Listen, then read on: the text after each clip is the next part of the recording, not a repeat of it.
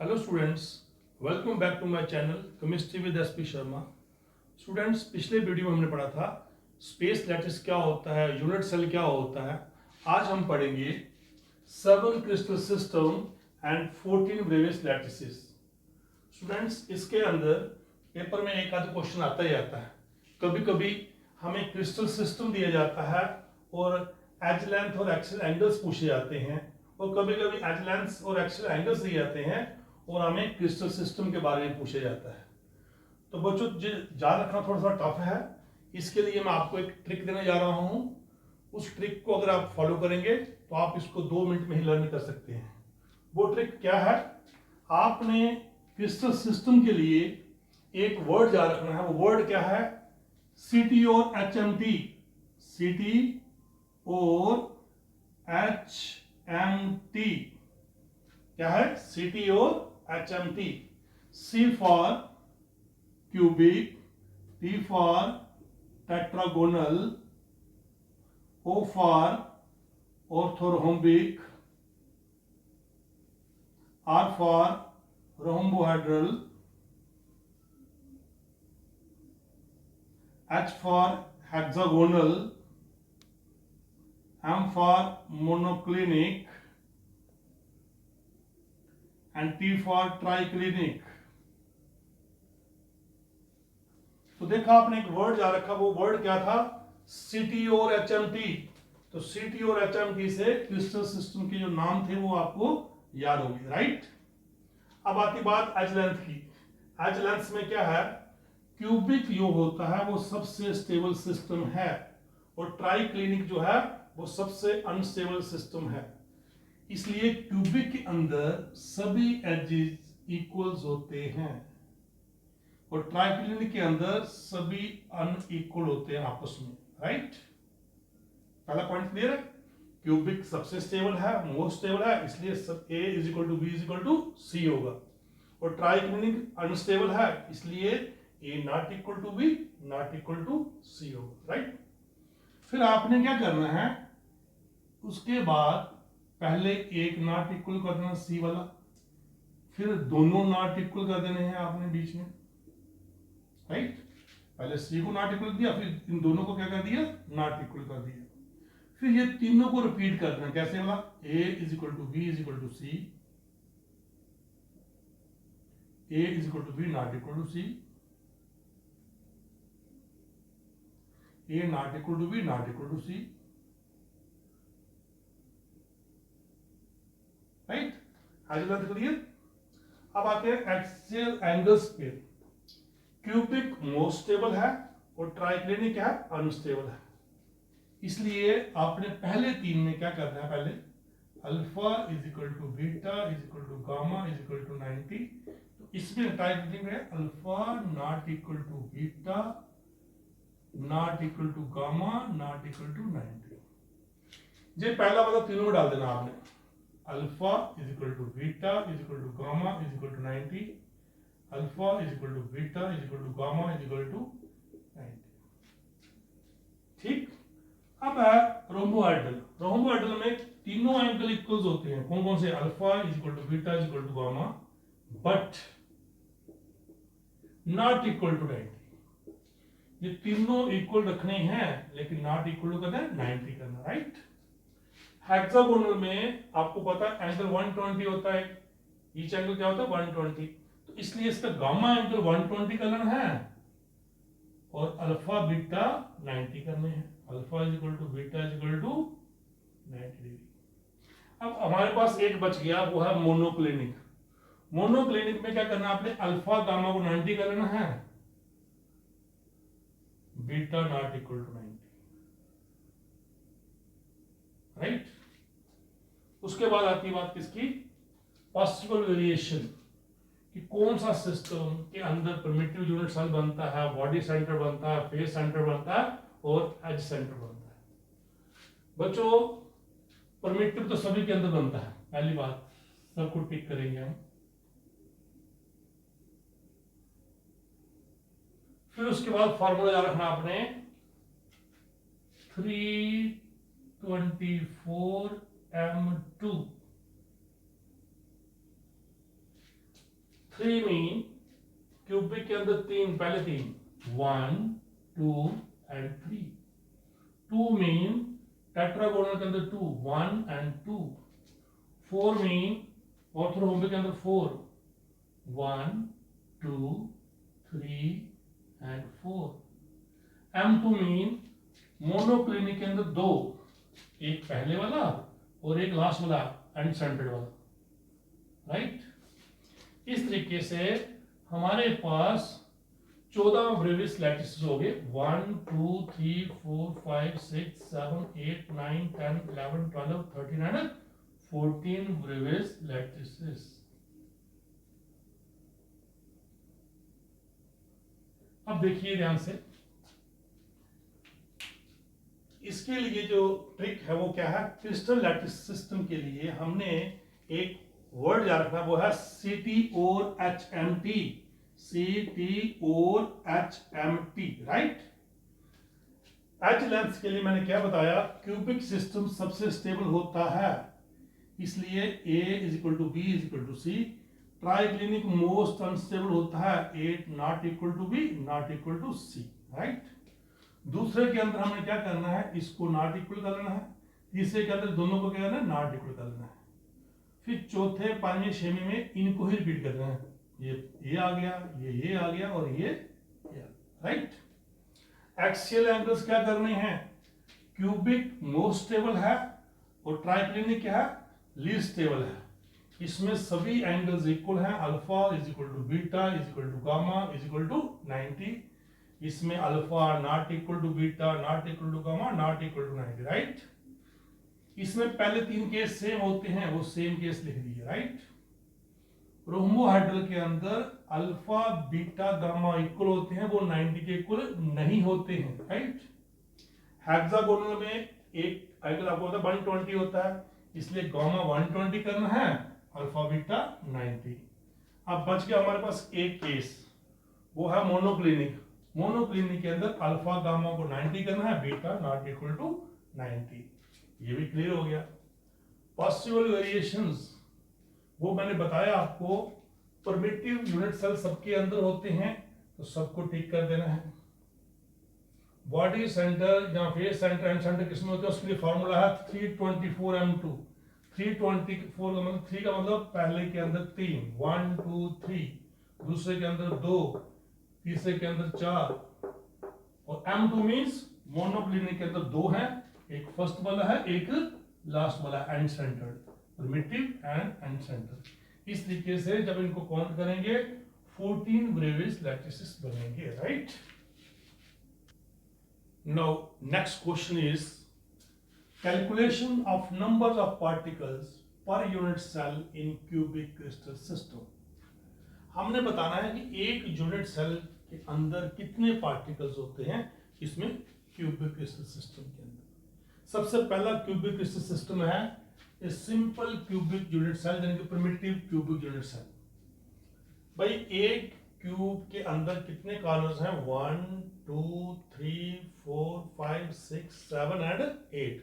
तो number of corners कितने होते हैं, 8 होते हैं, राइट।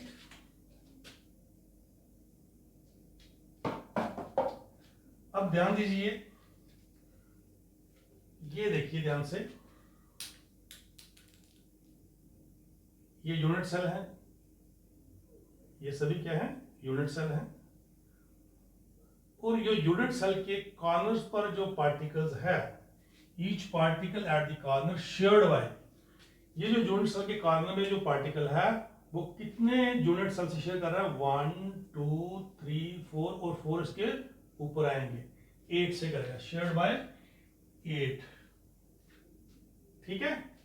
जो एक पार्टिकल है, जो कॉर्नर्स का पार्टिकल है, it is shared by 8 unit cell. कितने unit cell, 8 unit cell, right. Contribution of each atom at the center at corner, corner पर जो है उसकी कंट्रीब्यूशन अपनी कितनी है, भाई 8 यूनिट सेल एक पार्टिकल को शेयर कर रहे हैं, तो एक पार्टिकल की कंट्रीब्यूशन जो होगी 1/8 होगी। कितनी होगी भैया, 1/8। अब number of particle per unit cell, भाई कॉर्नर्स कितने होते हैं, 8, एक पार्टिकल कंट्रीब्यूशन कितनी है 1/8, तो टोटल कितने हो गए एटम्स, 1 एटम या 1 पार्टिकल। तो total number of particles in the total number of particles in simple unit cubic unit cell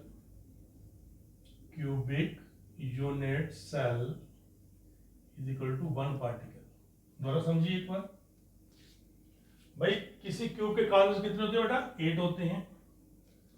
each particle at the corner shared by, ध्यान दीजिए जो यूनिट सेल था इसके कोने में जो पार्टिकल्स था वो कितने यूनिट सेल शेयर कर रहा है 1 2 3 4 से, और 4 इसके ऊपर है 8 से करता है, shared by 8 unit cells. Contribution of each atom at the corner, corners पर जो है एटम या पार्टिकल उसकी कंट्रीब्यूशन क्या है भाई, एक पार्टिकल 8 से शेयर कर रहा है तो अपनी कंट्रीब्यूशन कितनी होगी 1/8 होगी। कितनी होगी 1/8। अब total number of particles per unit cell कितने होंगे भाई, कॉर्नर्स हैं 8 तो कंट्रीब्यूशन कितनी है 1/8, तो 1 1 कैंसिल, तो 8 8 कैंसिल, तो 1 particle. Hence total number of particle in the simple cubic unit cell is 1 particle. Now next, number of particle in face centred cubic unit cell. Face centre cubic unit cell जो होगा उसके अंदर particles कहां कहां पर होंगे, corners पर होंगे, और कहां पर होंगे हर एक फेस के सेंटर में होंगे, राइट। तो टोटल नंबर ऑफ पार्टिकल्स जो होंगे फेस सेंटर के कहां होंगे, total number of particles at the corners plus total number of particle at the centre of all faces, right. Students, corners कितने होते हैं बताया मैंने, 8 कॉर्नर्स होते हैं, और कॉर्नर्स पर जो पार्टिकल्स होता है वो कितने से लिंक करता है 8 से लिंक करता है, तो उसकी जो कंट्रीब्यूशन कितनी बताई मैंने आपको, कितनी होती है 1/8 होती है, right. Plus number of particle at the centre of all faces, बच्चों फेसेस कितने होते हैं 1 2 3 4 5 एंड 6 फेसेस होते हैं। देखो ना 1 2 3 4 5 एंड 6। जो पार्टिकल एक फेस पर होता है वो कितने से कंट्रीब्यूट करता है, उसके साथ दूसरा जुड़ा होता है वो 2 फेस से जुड़ा होता है, इसलिए उसकी कंट्रीब्यूशन जो होती है वो 1/2 होती है। स्टूडेंट्स, टोटल फेसेस कितने हैं 6, और जो एक पार्टिकल है वो 2 फेस से जुड़ा हुआ है, इसलिए उसकी कंट्रीब्यूशन क्या होगी 1/2। 8 8 कैंसिल, 3 2 जा 6, ये 1, ये 3 1 जा 3, टोटल हो गए 4 पार्टिकल्स। इसका मतलब फेस सेंटर के अंदर टोटल नंबर ऑफ पार्टिकल्स जो होते हैं एक यूनिट सेल के अंदर वो कितने होते हैं 4 पार्टिकल्स। दोबारा सुनिए भाई, जो face centre cubic unit cell होगा उसके पार्टिकल्स कहां कहां होंगे, कॉर्नर्स पर होंगे, और हर एक फेस पर एक एक पार्टिकल होगा, राइट। अब कॉर्नर्स कितने होते हैं 8, एक कॉर्नर पर जो पार्टिकल है उसकी कंट्रीब्यूशन कितनी होती है 1/8, अभी पढ़ा आपने पिछले में। और फेस कितने होते हैं भैया 6 फेसेस होते हैं 1 2 3 4 5 एंड 6, और जो फेस पर पार्टिकल होगा वो 2 फेस से जुड़ा होगा, इसलिए कंट्रीब्यूशन कितनी होगी पार्टिकल की 1/2 होगी। तो 2 3 6, तो 3 और 1 4 पार्टिकल, ठीक। Now next, number of particles in the body centred cubic unit cells. बच्चों, बॉडी सेंटर्ड क्या होता है, जब पार्टिकल्स हर एक कॉर्नर पर हो, एक एक पार्टिकल कॉर्नर पर हो और एक पार्टिकल बॉडी के सेंटर में हो, बॉडी के कहां पर हो सेंटर में हो। तो मैंने लिखा है number of particles at the corners, corners पर जितने पार्टिकल्स हैं, and number of particles in the centre of body, body के सेंटर में जो पार्टिकल होगा वो। भाई कॉर्नर्स कितने होते हैं 8 होते हैं, और एक पार्टिकल जो कॉर्नर्स पर उसकी कंट्रीब्यूशन कितनी होती है 1/8, प्लस बॉडी का सेंटर कितना होता है एक ही होता है, तो उसमें पार्टिकल भी कितना होगा, एक ही होगा।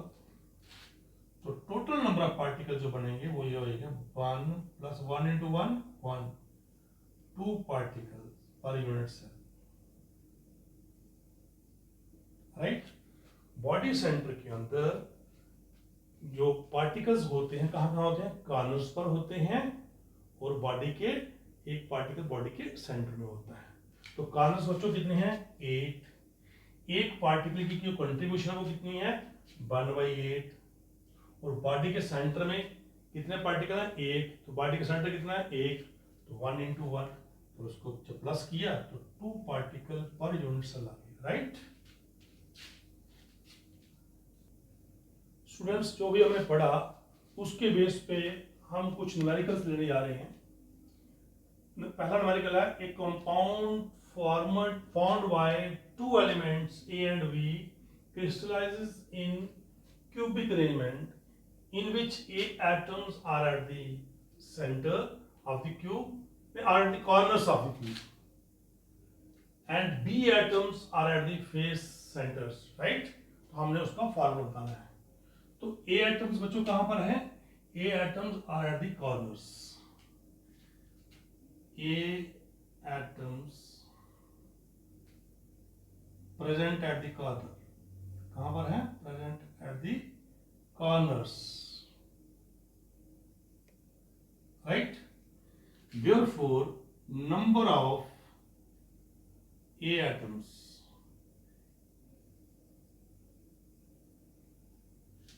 ठीक है, वो कितने हो गए बच्चों, कॉर्नर्स कितने होते हैं क्यूब के, 8। मैंने अभी बताया आपको कि एक पार्टिकल की कॉर्नर्स पर कंट्रीब्यूशन कितनी होती है, 1/8 होती है। तो ये 8 8 कैंसिल, तो पार्टिकल आ गया 1, राइट। तो नंबर ऑफ एटम कितने हो गए, 1 हो गए। अब बी कहां पर है, B atoms are at the face centres, B atoms present at the face centers, face centers। आपको मैंने बताया कि टोटल फेसेस कितने होते हैं, किसी भी क्यूब के 6 फेसेस होते हैं, और एक पार्टिकल की कंट्रीब्यूशन कितनी होती है, 1/2। तो total number of B atoms कितने होंगे, 6 फेसेस होती हैं, एक पार्टिकल कंट्रीब्यूशन 1/2 होती है, तो ये 3 आ गया। अब फॉर्मूला क्या बन गया, formula of the compound, formula of the compound, right. A कितने हैं, 1, A1, बी कितने हैं, 3, तो B3। This is the formula of the compound, right. Now numerical number 2, a compound formed by 3 elements P, Q and R crystallize in the cubic solid lattice in which P atoms are at the corners of cube, Q atoms are at the center, cube center, whereas R atoms are the center of edges, right। भैया P कहां पर है, corners पर, P कहां पर है, corners पर, right. और Q कहां पर है, क्यूब के सेंटर में, body centre, body centre, right. और R कहां पर है, एजेस पर। हम P पार्टिकल्स निकालेंगे, Q निकालेंगे और R निकालेंगे। ये जब सारे एटम्स निकलेंगे उनको क्लब करेंगे, हमारा फॉर्मूला बनेगा। P कहां पर है, कॉर्नर्स पर। Number of P atoms, number of P atoms, बच्चों एक क्यूब के कितने कॉर्नर्स बताया मैंने, 8, और एक पार्टिकल की कंट्रीब्यूशन कितनी होती है, 1/8। तो कितने एटम P आ गए, 1 एटम आ गया, राइट। क्यूब कहां पर होते हैं, बॉडी सेंटर। तो बच्चों बॉडी का सेंटर कितने होते हैं, बॉडी का सेंटर एक ही होता है, तो उसके अंदर एक ही पार्टिकल होता है। तो number of Q particles, Q particles, body centre कितना था, 1, तो पार्टिकल उसमें कितना था, 1, तो एक ही पार्टिकल ये आ गया। अब आता आर यहाँ पर है, एजेस पर है। एक क्यूब के कितने एज होते हैं? 1 2 3 4 5 6 7 8 9 10 11 एंड 12। एक क्यूब के 12 एजेस होते हैं। और जो पार्टिकल एक एज पे होगा, जैसे इस एज पे जो पार्टिकल होगा वो कितने से शेयर करेगा? वो दो नहीं, दो ये आगे और दो उसके ऊपर आएंगे, 4 से शेयर करेगा। नंबर ऑफ आर पार्टिकल्स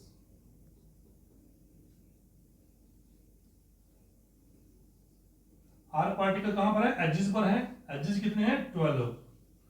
और एक पार्टिकल की कितनी कंट्रीब्यूशन है पर यूनिट के लिए? वो 1 2 3 4 4 1/4 आएगा, तो ये आगे 3।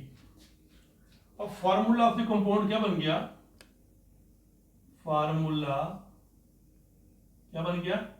P1 है, P रहेगा, Q1 है, Q रहेगा, और R कितने हैं? 3 है, R3। दोबारा समझिए, उसने कहा था एक कंपाउंड है जो 3 एलिमेंट से बना हुआ है। P एटम जो है वो कॉर्नर्स पर है, Q एटम बॉडी के सेंटर पर है, और R जो है वो एजेस पर है। P कॉर्नर्स पर है, Q बॉडी सेंटर में है, और R कहां पर है? एजेस है। बच्चों कॉर्नर्स कितने होते हैं? 8। एक पार्ट का कंट्रीब्यूशन कितनी होती है? 1/8, तो ये कितना आ गया? 1। बॉडी सेंटर कितने होते हैं? 1। एक पार्ट की कंट्रीब्यूशन कितनी होती है? 1, तो 1 into 1। एजेस कितने होते हैं बच्चों? 12। एक पार्टिकल जो एज पर है वो कितने से जुड़ा होता है? 1 2 और 2 उसके ऊपर। ये पार्टिकल जो एज पर होगा ये इन दोनों से जुड़ा होगा और 2 उसके ऊपर होंगे, तो पार्टिकल की कंट्रीब्यूशन कितनी होगी? 1/4, तो 3 पार्टिकल। तो हमारा फॉर्मूला बन गया P1 Q1 एंड R3। तो इसके साथ ही आज का टॉपिक खत्म होता है। Thank you.